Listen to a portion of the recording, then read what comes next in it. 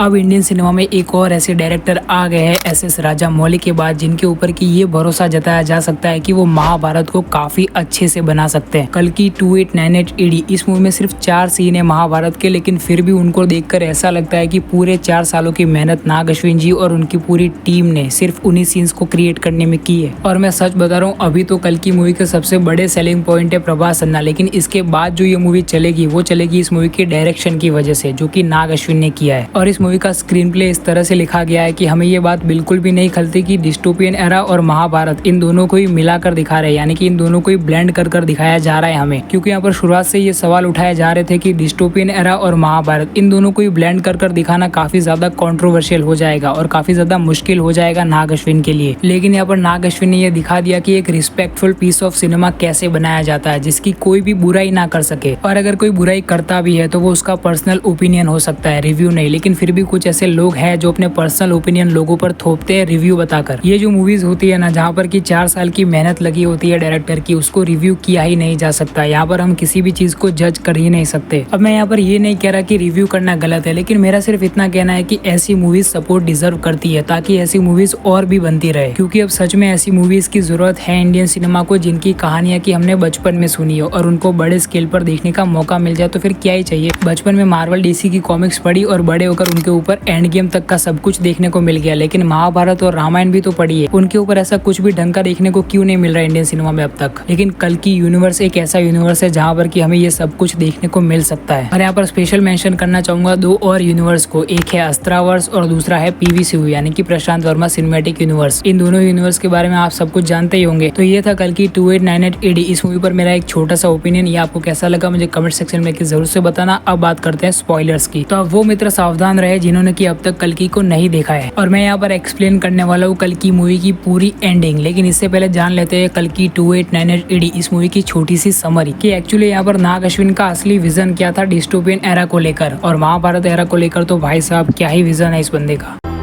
आपके अंदर तो भगवान है, मैं पहचान लूंगा।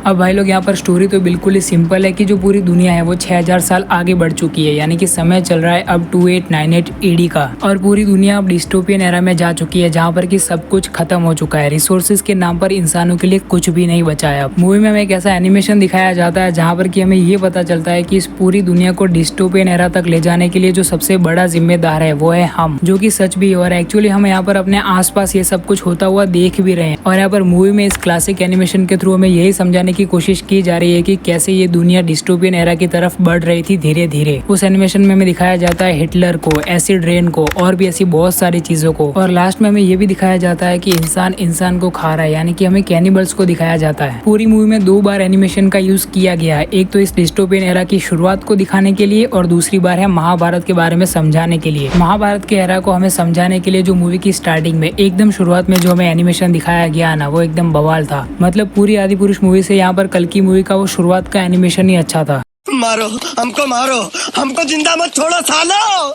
हम कोई मंदिर का घंटा है कि कोई भी आके बजा जाता है। हमें मूवी की स्टार्टिंग में एक महाभारत का सीन दिखाया जाता है, जहाँ पर कि भगवान कृष्ण और अश्वत्थामा के बीच हमें एक युद्ध का सीन दिखाया जाता है। वहाँ पर हमें ये दिखाया जाता है कि जब अश्वत्थामा जी ने उत्तरा जी की गर्भ पर यहाँ पर प्रहार किया, तब वहाँ पर श्री कृष्ण ने क्रोध में आकर अश्वत्थामा जी के पास से वो मणि छीन ली। लेकिन यार यहाँ पर ये सोचने वाली बात है कि नाग अश्विन जी ने यहाँ पर इतने सारे कैमियोज डाले इस मूवी में, यहाँ तक कि SS राजामौली तक का कैमियो डाला है यहाँ पर मूवी में। लेकिन जब महाभारत वाले सीन में हमें भगवान कृष्ण को दिखाया जाता है, तब वहाँ पर उनके चेहरे पर कुछ अलग सा ही अंधकार नजर आता है हमें। अब ये तो नहीं हो सकता कि भगवान श्री कृष्ण के कैरेक्टर के लिए यहाँ पर किसी को कास्ट करना ही भूल गए ये लोग। यहाँ पर मुझे ऐसा लगता है कि नाग अश्विन का विजन कुछ और ही है। वो अपनी आने वाली मूवीज यानी कि कल्कि यूनिवर्स की आने वाली मूवीज के लिए भगवान श्री कृष्ण के कैरेक्टर को बचा कर रख रहे हैं, क्योंकि श्री कृष्ण का ही एक ऐसा कैरेक्टर है जो कि इनकी आने वाली मूवीज को हाइप दिला सकता है। और शायद नाग अश्विन को ऐसा नहीं लगा होगा कि भगवान श्री कृष्ण जैसे इतने इंपॉर्टेंट कैरेक्टर को अभी से रिवील कर दिया जाए। और सच में यार श्री कृष्ण की कैरेक्टर को यहाँ पर निभाने के लिए काफी कोई अच्छा एक्टर चाहिए और मैं चाहता हूँ कि आगे चलकर महेश बाबू इस रोल को निभाए। नहीं सच में मेरे दिल से और आप सबकी भी ये इच्छा हो गई ना कि भगवान श्री कृष्ण का कैरेक्टर महेश बाबू करे आगे चलकर कल्कि यूनिवर्स में। अब इसके बारे में आपका क्या सोचना है कि आप भी वही चाहते हो जो मैं चाहता हूँ कि भगवान श्री कृष्ण का कैरेक्टर महेश बाबू करे? तो यहाँ पर कमेंट्स में मुझे लिख कर बता दो। तो चलो अब यारो बढ़ते हैं आगे वीडियो में। फिर हमें दिखाया जाता है प्रभास के कैरेक्टर भैरवा को। वैसे भैरवा के लिए काफी अच्छे एक्शन सीन यहाँ पर शूट किए गए हैं, लेकिन फिर भी यार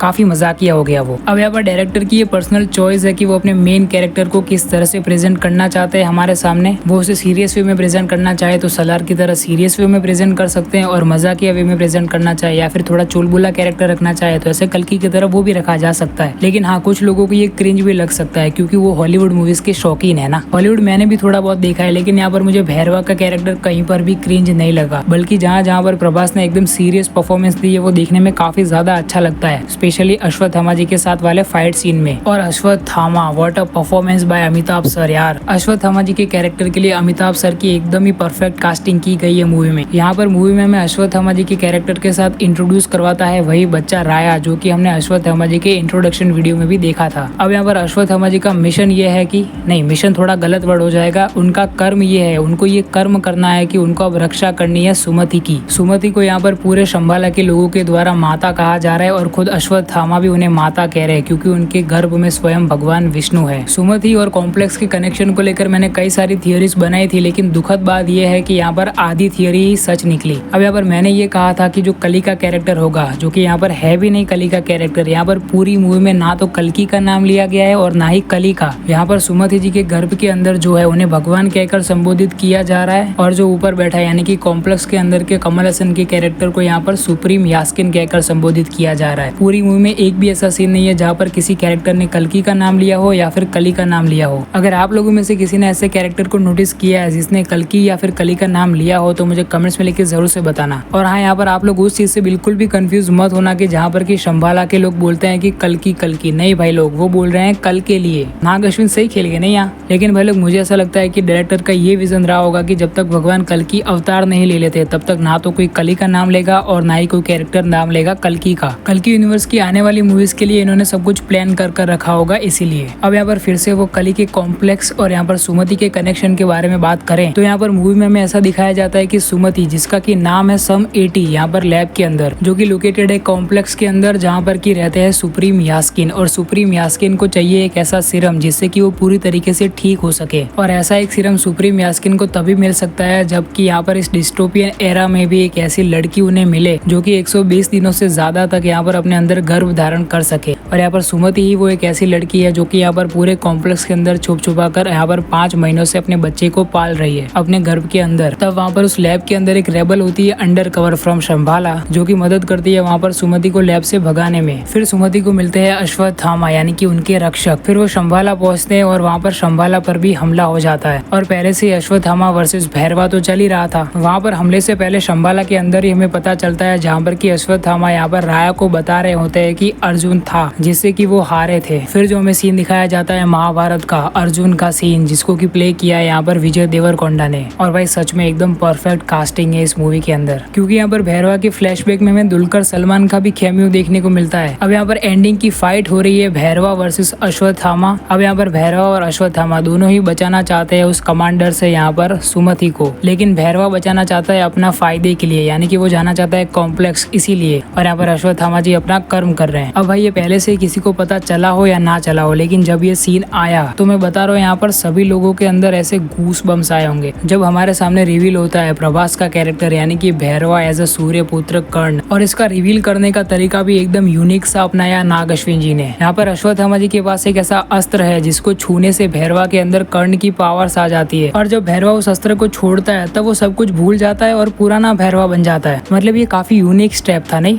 अब सूर्य पुत्र कर्ण का कोई पुनर्जन्म हुआ है या फिर भैरवा के अंदर वो शक्तियाँ पहले से ही मौजूद है, उसकी तो कोई क्लैरिटी नहीं मिल पाई है। लेकिन मूवी के अंदर एक और पोस्ट क्रेडिट सीन भी है जहाँ पर कि हमें दिखाया जाता है कि सुप्रीम यास्किन को वो सीरम एक्चुअल में मिल चुका है। उसकी कुछ बूंदे ही सही, लेकिन वो सीरम उन्हें मिला है। उस सीरम को अपने अंदर इंजेक्ट करते ही उनकी बॉडी बिल्कुल ही ठीक हो जाती है और वो एक्चुअल कमल हसन के रूप में आ जाते हैं। अब मैं यहाँ पर ऐसा क्यों बोल रहा हूँ वो तो आपको मूवी की एंडिंग देखकर ही पता चल जाएगा। लेकिन फिर वहाँ पर सुप्रीम यास्किन उस विजय धनुष को भी उठाते हैं जिसका की जिक्र श्री कृष्ण ने भी किया था, जो कि है कर्ण के पास था। ये धनुष सुप्रीम यास्किन के सलाहकार को खुदाई के वक्त मिला था। अब इसी सीन से हम ये समझ सकते हैं कि यहाँ पर कल की 2898 AD का दूसरा पार्ट भी आने वाला है और वो भी बहुत ही जल्द, क्योंकि काफी लंबी प्लानिंग लगती है यहाँ पर नाग अश्विन जी की। अब उस धनुष को लेकर मेरा सिर्फ इतना ही कहना है कि यहाँ पर मूवी में हमें ये दिखाया गया है कि जब भगवान इस धरती से गए तब उस धनुष की सारी पावर्स भी चली गई थी। तो अब यहाँ पर सुप्रीम यास्किन के अंदर जो पावर्स है उसी से ये धनुष चल रहा है और बाकी कुछ भी गॉडली पावर्स नहीं है उसमें। अब ये लोग और भी वीडियोस आएंगे कल की 2898 AD इस मूवी के एक्सप्लेनेशन और हिडन डिटेल्स पर, इसलिए स्टे ट्यून। अब आपका क्या कहना है इसके ऊपर मुझे कमेंट्स में लिख के जरूर से बताना, और अगर आपको वीडियो पसंद आया तो इस वीडियो को एक लाइक मार देना और इस चैनल को सब्सक्राइब भी। मैं मिलता हूँ कल की किसी और अगले इंटरेस्टिंग वीडियो के साथ, तब तक के लिए बाय।